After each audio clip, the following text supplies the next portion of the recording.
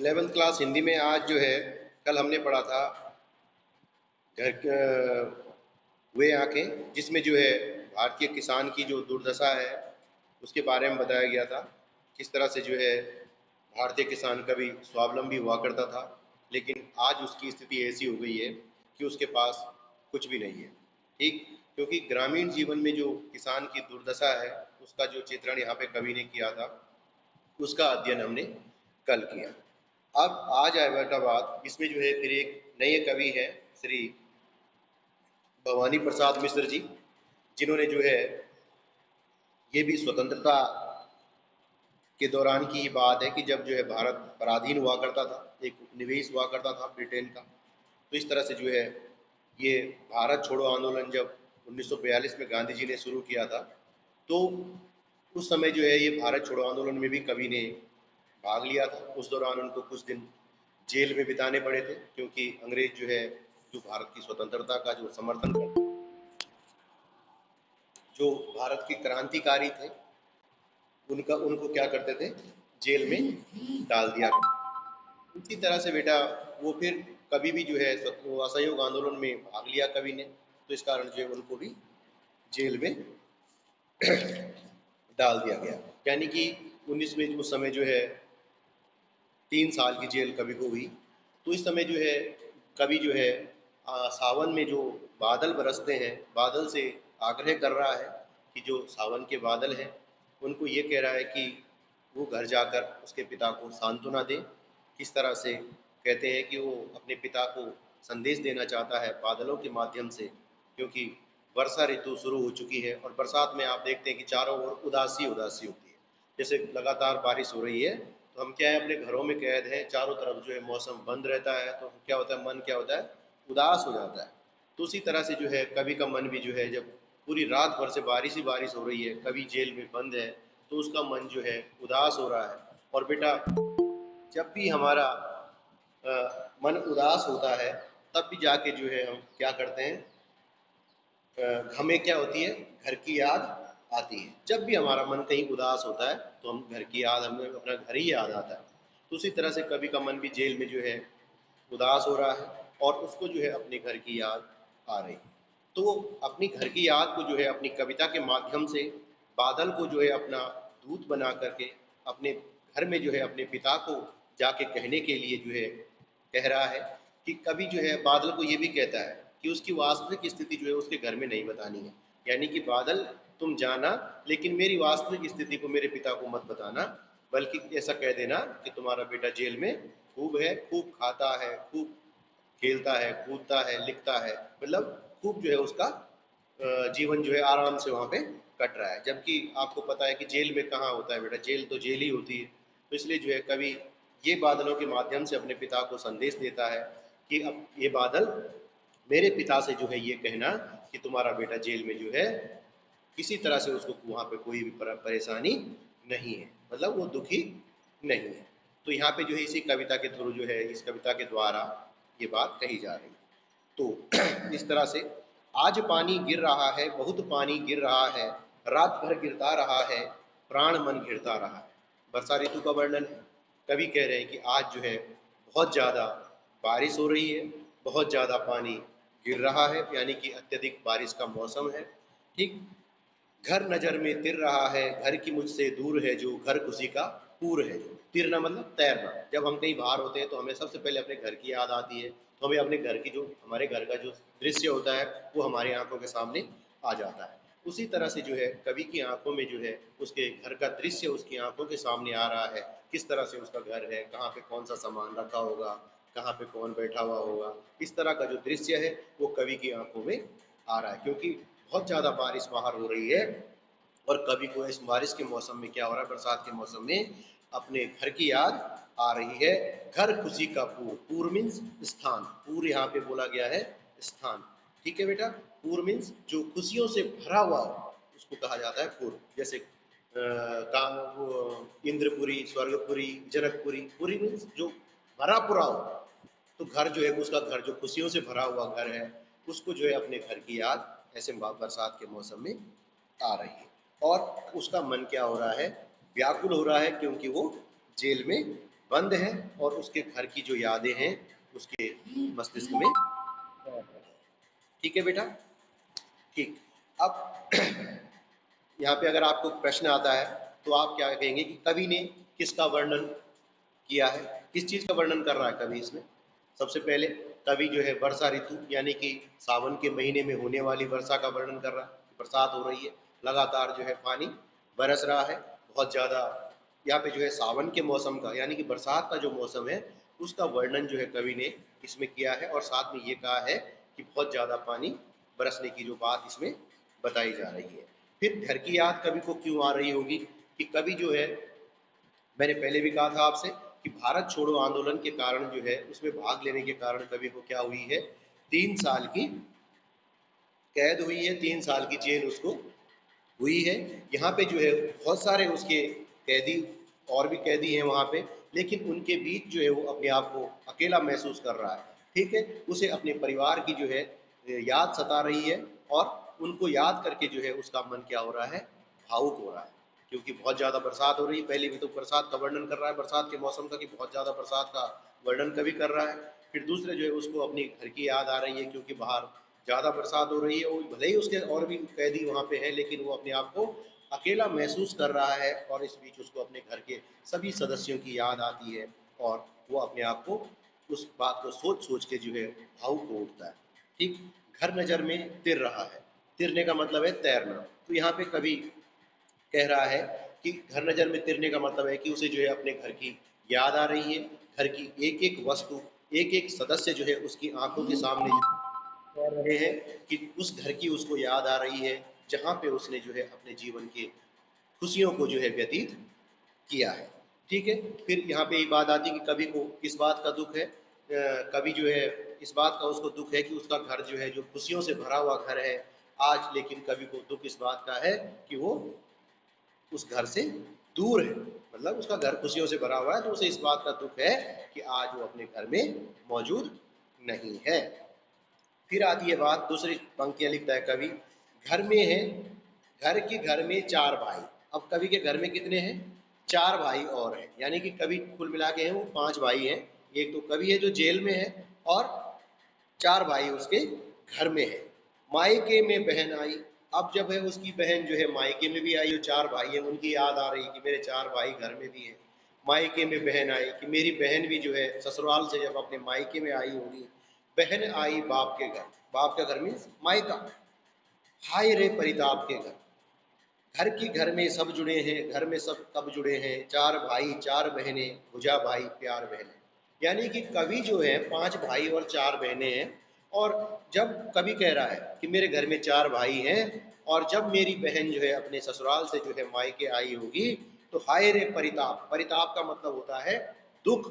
तो उसको जो है अपने पिता का घर भी बिल्कुल अच्छा नहीं लगा होगा, जब उसने ये सुना होगा कि उसका एक भाई जेल में बंद है, तो उसको जो है अपने पिता का घर बिल्कुल भी अच्छा नहीं लगा होगा। अमूमन जो है जब शादी के बाद लड़की मायके जाती है तो बड़ी खुश होती है मायके जाने के लिए, लेकिन जब उसकी बहन खुशी खुशी मायके आई होगी, और कवि कह रहा है कि जब उसको जो है मेरे बारे में पता चला होगा कि मेरा भाई जेल में है, तो उसको जो है अपना मायका भी बिल्कुल अच्छा नहीं लगा होगा, अर्थात उसको जो है मायके में आके बड़ा दुख हुआ होगा। 4 भाई 4 बहनें, भुजा भाई प्यार बहन। यहाँ पे देखो बड़ा प्यार है कि भुजा भाई जो है अपनी बहनों के लिए जो है हर समय उनकी रक्षा के लिए तैयार है, और इतना प्रेम है हमें, जैसे कि शरीर के अंग एक दूसरे के बिना अधूरे होते हैं, उसी तरह से हम भाई और बहन इतने घनिष्ठ रूप से आपस में जुड़े हैं, जिस तरह से हमारे शरीर के अंग हमारे शरीर से घनिष्ठ रूप से जुड़े हुए होते हैं। ठीक है बेटा, तो यही कहने का मतलब है। तो फिर इस तरह से इसमें आपसे पूछ सकते हैं कि बहन आई, मायके में बहन आई बाप के घर, तो कहने का मतलब है कि यहाँ भारत में जो है आपको पता ही है कि शादी के बाद जो है विवाहित बहनों में जो है मायके आने की जो परंपरा है, तो हमेशा आती है, मायके आती हैं भारत में, क्या लगभग सभी जगह आती होंगी, जब अपने फादर के घर, कभी अपने पिता के घर, तो आते ही हैं। जैसे शादी हो गई तो इसका मतलब ये नहीं है कि हमेशा के लिए चले गए, कभी कभी जैसे खास मौक़ों पे त्योहारों पे तो आते ही आते हैं ना, कोई जब विशेष घर में आयोजन होते हैं। ठीक है बेटा, देन और एक चीज़ और है, हमारा जो उत्तर भारत है, नॉर्थ इंडिया जो हमारा है, यहाँ पे जो है ये परंपरा ज़्यादा है। कि जैसे बहन मायके आना, लड़की का छोड़ना लाना, ये परंपरा जो है उत्तर भारत में ज़्यादा पाई जाती है। फिर यहाँ पे क्वेश्चन आता है कि भुजा भाई प्यार बहनें, इसका क्या अर्थ है? तो भुजा भाई चार बहनें इसलिए कहा गया है कि सभी जो है एक दूसरे से बहुत प्रेम करते हैं, ठीक है ना, वो एक दूसरे के सहयोगी हैं। मैंने अभी आपको कहा ना, जिस तरह से हमारे शरीर के सभी अंग, हाथ पैर नाक कान, सब सहयोग कर रहे हैं। हाथों से जो है हम खाना पीना जो भी है, पैरों से चलना, आंखों से देखना, सूंघना, सुनना, बोलना, ये सारे अंग हमारे क्या है, कंबाइंड होके कर रहे हैं काम। अगर हमारे पैर ही नहीं होते तो हम चलते कैसे? अगर सब कुछ होता, मुंह नहीं होता तो हम बोलते कैसे? आंखें नहीं होती देखते कैसे? यानी पूरे अंग जो है एक दूसरे का सहयोग कर रहे हैं। तो उसी तरह से कवि ये कह रहा है कि यहाँ पे जो है सभी एक दूसरे से जो है बड़ा प्रेम करते हैं। भुजा भाई प्यार बहने का मतलब एक है कि सबसे एक भाई बहन आपस में बहुत प्रेम करते हैं एक दूसरे से, और सब एक दूसरे की सहयोगी है, सब एक दूसरे का सहयोग करने के लिए तैयार है। यानी कि आवश्यकता के समय जो है एक दूसरे के सुख दुख में हमेशा खड़े रहते हैं। और उनकी बहनें भी जो है अपने भाइयों से बड़ा प्रेम करती हैं। तो इसलिए जो है भाई और बहनों के बीच का जो संबंध है, इसी को जो है कवि ने भुजा भाई प्यार बहनें यानी कि प्रेम के प्रतीक के रूप में यहाँ पे इस शब्द का प्रयोग किया है। ठीक है बेटा।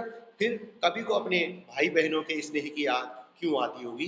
तो इसलिए आती है क्योंकि सावन के महीने में जो है उसके भाई बहनों के घर में एकत्र होने की जो परंपरा है, यानी कि जब बहन भी सावन के महीने मायके आती है, जब होता ही है बेटा, जैसे माना भाई गाँव है, गाँव में काम होता है, खेती बाड़ी 50 चीज़ें होती है, लेकिन सावन में बरसात में जो है थोड़ा सा काम खेती बाड़ी जैसे जो भी होता है वो थोड़ा सा कम होता है, इसलिए जो है लोग मायके आते हैं उस समय। तो इस कवि को जो है इस तरह से याद आ रही है क्योंकि इस समय जो है वो सभी इकट्ठे होते हैं, बहनें मायके आती हैं और भाइयों के साथ जो है खूब प्रेम से एक दूसरे की जो है मान सम्मान करते हैं, एक दूसरे की जो है बातें करते हैं। तो इन चीज़ों की जो है कवि को बहुत ज़्यादा याद आती है। ठीक है। होता है ना कि एक महीने की यार हमारी सब उस समय हम इकट्ठे होते हैं, मान हमारे यहाँ कोई त्यौहार होता है तो जैसे रक्षाबंधन है, रक्षाबंधन में पूरी बहनें जो है घर में आएंगी, सब एक साथ इकट्ठे होंगे, तो कैसे बेचारे एक दूसरे को होंगे, तो इस तरह की याद जो है कवि को आ रही है। ठीक है। फिर घर की सब, घर में सब जुड़े हैं, क्या आशय है? कहने का मतलब है कि घर के जो सभी सदस्य हैं, घर की घर में सब जुड़े हैं, जुड़े में सब जुड़े हैं, आपस में जुड़े हैं, क्योंकि घर के जितने भी सदस्य हैं वो एक दूसरे को बहुत प्रेम करते हैं, एक दूसरे के प्रति सहानुभूति रखते हैं, उनमें एक दूसरे के प्रति बहुत ही गहरा प्रेम और लगाव है। मतलब वो एक दूसरे को जो है बहुत प्रेम करते हैं, जितने भी घर के सदस्य हैं, चाहे माता पिता हैं, भाई बहनें हैं, सभी एक दूसरे से जो है बिल्कुल आत्मीय रूप से जुड़े हुए हैं, मन से जुड़े हुए हैं, सभी एक दूसरे से बहुत स्नेह करते हैं। ठीक है बेटा। फिर कवि जो है यहाँ पे अपनी माता जी के बारे में बताता है, उनको अपनी माता जी की भी याद आती है। जब घर के सभी सदस्यों की आ रही है तो माता जी की तो कवि कह रहा है कि और माँ बिन पढ़ी मेरी। अब कवि देखो अपनी माता जी के बारे में बताएं कि मेरी माता जी क्या है, पढ़ी लिखी नहीं है, दुख में वह गढ़ी मेरी। वो भी जो है मेरे जेल में जाने के कारण जो है वो जो है बहुत दुखी, दुख में डूबी हुई हो, क्योंकि उसका बेटा जेल में है, तो मेरी माता जी को जो है बड़ा दुख हो रहा होगा। ठीक। माँ जिसकी गोद में सिर रख लिया तो दुख नहीं फिर, माँ की जिसकी स्नेह धारा यहाँ तक भी पसारा, उसे लिखना नहीं आता जो कि उसका पत्र पाता। अब देखो अपनी माता जी के लिए कह रहा है कि अब कह रहा है कि उसकी माँ जो है पढ़ी लिखी नहीं है, फिर भी जो है उसके अब पढ़ी लिखी नहीं है, वो अपने बेटे के जो है जेल जाने की जो दुख है उसके मन में जो है वो अपार दुख जो है, अपार दुख उसकी माता जी के मन में भरा हुआ है। अब कवि ये बोल रहा है कि उसकी माँ जो है ऐसा, जो मेरी माँ इतनी ममतामयी माँ है कि जिसकी गोद में जो है क्षण भर सिर रख लेने से जो है सारे दुख दूर हो जाते हैं। ठीक है बेटा। तो इस तरह से जो है ऐसी ममतामयी माँ की जो है कवि को अपनी याद आ रही है कि मेरी माँ जो है मेरे लिए कितना दुखी होगी, ऐसी माँ कि जिसकी गोद में मैं जब भी सर रखता था तो मेरे सारे दुख दूर हो जाते थे। इसलिए जो है अब कवि ये भी कह रहा है कि मेरी माँ अगर पढ़ी लिखी होती तो कम से कम जो है मुझे पत्र लिखती, मैं अपनी माँ को पत्र लिखता। इस तरह से जो है कवि को अपनी माता जी की याद आ रही है। फिर क्वेश्चन आ सकता है कि कवि की जो माता की जो व्यक्तित्व है उसकी 3 विशेषताएं आपको बतानी है कि क्या क्या माता जी की 3 विशेषता क्या है। पहली बात तो माता जी अशिक्षित है। ठीक है बेटा। फिर दूसरा, वह अपने पुत्र के शोक में डूबी हुई है। होता ही है, किसी का बेटा जेल में हो तो माँ घर में चैन से थोड़ी रहेगी बेटा, ठीक है। फिर उसकी माँ जो है इतनी ममतामयी है कि उसकी गोद में जो है कभी अपना सिर रख ले तो उसके पास कोई भी दुख नहीं आता, ठीक है बेटा। हमेशा माँ की याद आती है, कभी अगर हमें चोट लगती है तो सबसे पहले हम बोलते हैं आई माँ, हे मम्मी, ये माँ, इस तरह से हमेशा जो है माँ शब्द ही सबसे पहले बच्चे के मुंह से निकलता है। जब भी जो है कभी कभी चोट लगती है या दुख होता है या कोई भी पीड़ा हमारे शरीर को होती है तो सबसे पहले हमें अपनी माँ की याद ही, वही शब्द जो सबसे पहला शब्द निकलता है वो माँ शब्द ही अपने मुंह से निकलता है, ठीक है बेटा। तीन विशेषताएं हो गई, पुत्र से बहुत प्रेम करती है, अपने बेटे के जो है दो में डूबी हुई है, अशिक्षित है और इतनी ममतामयी है कि उनके गोद में सिर रख लेने से जो है बड़े से बड़ा दुख भी समाप्त हो जाता है। दूसरा, कवि की माँ के दुखी होने का मुख्य कारण क्या है? मुख्य कारण मैं आपको बता चुका हूँ, क्योंकि उनका जो बेटा है वो जेल में है, इसीलिए जो है कवि की माँ दुखी है, ठीक। फिर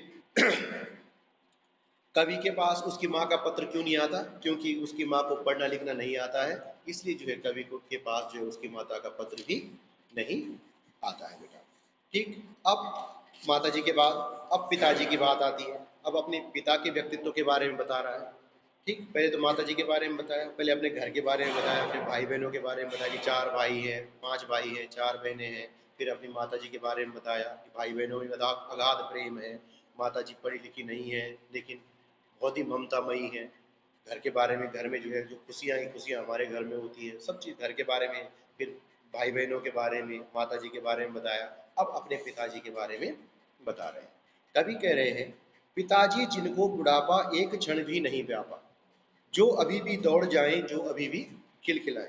अब कवि कह रहे हैं मेरे पिताजी जो है बूढ़े हो रहे हैं, उनकी उम्र भले ही बुढ़ापे की हो गई है, लेकिन उन्होंने जो है बुढ़ापे को अपने ऊपर हावी नहीं होने दिया है। भले ही उनकी उम्र जो है काफी हो चुकी है, लेकिन वो अभी भी जो है दौड़ते हैं, कूदते हैं, हंसते हैं, खिलखिला के हंस पड़ते हैं, ठीक है। उन्होंने जो है अपने आप को कभी भी बूढ़ा स्वीकार नहीं किया है, उन्होंने जो है कभी भी अपने आप की वृद्धावस्था का अनुभव नहीं किया है। वो कहते हैं अभी भी उनके अंदर इतनी फुर्ती है कि उनमें अब भी जो है जैसे कि जवान लोगों में यानी कि युवा लोगों में जैसा उत्साह होता है, वैसा ही उत्साह जो है लेखक अपने पिता के अंदर बताते हैं। यानी कि उसके पिता जो है बूढ़े तो हो गए हैं, लेकिन उन्होंने अपने आप को जो है इस तरह से चुस्त और दुरुस्त रखा हुआ है कि जैसे युवक होते हैं, नवजवान युवक होते हैं, उन्हीं की तरह जो है उनके अंदर अभी भी उत्साह है। वो अभी भी दौड़ सकते हैं, खिलखिला के हंसते हैं, मतलब उन्होंने अभी बुढ़ापे को स्वीकार नहीं किया है, यानी कि बुढ़ापे को जो है अपने ऊपर हावी नहीं होने दिया है, ठीक है बेटा। तो कवि के पिता की विशेषता यहाँ पे कवि ने क्या बताई है कि कवि की जो है पिता की उम्र जो है काफी वृद्ध है वो, लेकिन उन्होंने जो है अपने मन से बुढ़ापे को कभी भी स्वीकार नहीं किया है। वो उनके अंदर जो है जैसे बूढ़े लोग होते हैं कमजोर हो जाते हैं, वो चीज़ उनके अंदर बिल्कुल भी दिखाई नहीं देती है। वो बिल्कुल चुस्त और फुर्तीले हैं, ठीक है। वे पूर्ण तरह स्वस्थ हैं और अभी भी जो है युवकों की तरह दौड़ते हैं और खिलखिला करके हंस सकते हैं, ठीक। तो इस तरह से जो है फिर अपने पिता के बारे में बता रहा है, मौत के आगे न हिचके, यानी कि उसके पिता निडर आदमी है, अगर उनके सामने मौत भी आ जाए तो भी वो डरते नहीं है। शेर के आगे न बिचके, अगर शेर सामने खड़ा हो जाए तो बिल्कुल, यानी कि बड़े हिम्मत वाले और निडर इंसान है उनके पिता। बोल में बादल गरजता, काम में झंझा झरकता। झंझा मीन्स तूफान, यानी कि जब वो बोलते हैं तो ऐसा लगता है कि बड़ा, मतलब उनकी आवाज भी जो है बड़ी बुलंद आवाज है, बड़ा बोलने का जो उनका तरीका है बहुत ही ज्यादा प्रभावशाली तरीके से जो अपनी बात को बुलंद आवाज में बोलते हैं। काम में झंझा चरकता, यानी कि जब काम करते हैं तो बिल्कुल फुर्ती के साथ करते हैं, तूफान के साथ जो है किसी भी काम को अंजाम देते हैं, चाहे खेती करनी हो, चाहे दौड़ना हो, चाहे दंड बैठक करने हो, कुछ भी करना हो, ठीक है बेटा। आज गीता पाठ करके, यानी कि उसके पिता की एक विशेषता और है कि हमेशा जो है हमारे घर में जो भगवत गीता होती है उसका पाठ करते हैं दंड 260 करके। बूढ़े बूढ़े हो रहे हैं, बुढ़ापे को हावी नहीं होने दिया, जवानों की जैसे फुर्तीले हैं, क्यों है? 260 दंड बैठक करते हैं रोज, आज गीता पाठ करके। यानी कि जब उन्होंने आज जो है, आज वो उनके पिता जो है इतने हिम्मत वाले हैं कि बिल्कुल किसी से नहीं डरते, निडर है, उत्साही हैं, और ये कह रहे हैं कि उनके जो है बुलंद आवाज है, जब वो किसी काम को करते हैं तो बड़ी फुर्ती के साथ करते हैं। जब वो जो है आज गीता का पाठ करके दंड 260 करके, यानी कि जब मुगदर खूब हिला करके मूठ उसकी मिला लेकर, यानी कि जब वो जो है वो 260 दंड बैठकें भी करते हैं, खूब मुगदर हिलाते हैं। मुगदर पता है आपको, जो एक मोटी सी लकड़ी की गदा होती है, जो पहलवान आपने देखे होंगे यूं घुमाते रहते हैं, होती है ना, जैसे आपने कभी मूवीज में देखी होगी, तो उधर मोटा सा लकड़ी का एक बड़ा सा गदा सी होती है, उसको यूं यूं घुमाते हैं। तो उसके पिता जो है अभी भी इतनी कसरत करते हैं कि 260 दंड बैठक करते हैं। उनकी दिनचर्या है, रोज गीता पढ़ते हैं, व्यायाम करते हैं, 260 दंड बैठकें लगाते हैं, खूब मुगदर हिलाते हैं। ठीक है बेटा, तो इस तरह से जो है कवि के पिता जो है एक बिल्कुल एक कर्म प्रधान इंसान है, कर्म के प्रति जो है उनकी बड़ी श्रद्धा है। ठीक है, खूब जो है व्यायाम करने वाले व्यक्ति है, तभी तो उनके शरीर में जो है युवाओं जैसी चुस्ती फुर्ती बुढ़ापे में भी विद्यमान है। तो इसी तरह से जो है कवि जो है अपने पिता का व्यक्तित्व साहस और दृढ़ता से परिपूर्ण बताता है, क्योंकि अभी भी जो है वो डरते नहीं है, मौत से नहीं डरते, किसी चीज़ से संकट से भी घबराते नहीं है, चाहे शेर भी आ जाए, कहने का मतलब संकट से है। ठीक है बेटा, वो मृत्यु से बिल्कुल नहीं घबराते हैं और किसी भी प्रकार की मुसीबत से बिल्कुल नहीं डरते हैं। इससे ये सिद्ध होता है कि वो जो है वृद्ध होने पर भी जो है साहस और दृढ़ता से भरे हुए हैं, यानी कि परिपूर्ण है। फिर कवि अपने पिता की आवाज के संबंध में बताता है कि आज कवि कहता है कि मेरे पिता की आवाज जो है बुढ़ापे में, जबकि लोगों की आवाज कमजोर पड़ने लगती है, लेकिन कवि कह रहा है कि उसके पिता की आवाज जो है बुढ़ापे में भी क्या है, बड़ी बुलंद है, बड़ी दमदार आवाज है। ठीक है बेटा, इस तरह से जो है फिर दिनचर्या, दिनचर्या की क्या है उसके पिता की, उसके पिता प्रातः काल उठते हैं, सब नित्य कर्म जो भी होते हैं जो हम करते हैं, जो भी हम प्रेस वगैरह होना जो भी होता है, ठीक नित्य कर्म करके जो है हमेशा गीता का पाठ करते हैं, मैं आपको पहले भी बता चुका हूँ। और 260 दंड बैठक खूब मुगदर हिला हिलाकर जो है व्यायाम किया करते हैं, तभी उन्होंने अपने आप को चुस्त और दुरुस्त रखा हुआ है। ठीक है बेटा, फिर कवि के पिता जो है धार्मिक प्रवृत्ति के हैं, ये किस चीज़ से स्पष्ट होता है, ये जो है धार्मिक प्रवृत्ति है क्यों है उनके अंदर, इससे पता चलता है क्योंकि वो हमेशा भगवत गीता का पाठ किया करते हैं, इसलिए जो है कवि के पिता की ये धार्मिक प्रवृत्ति का इससे पता चलता है। ठीक है, आज के लिए बेटा इतना ही है, बाकी कल।